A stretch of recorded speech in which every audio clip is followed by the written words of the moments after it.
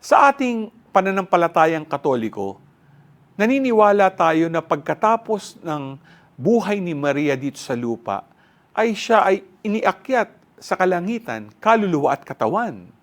The Assumption of Mary is seen as the culmination of her life of faithful obedience and submission to God.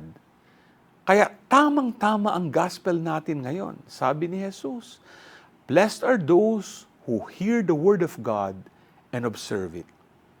Kagaya ni Maria, tayo rin naman ay iniimbitahan na makinig at isabuhay ang salita ng Diyos.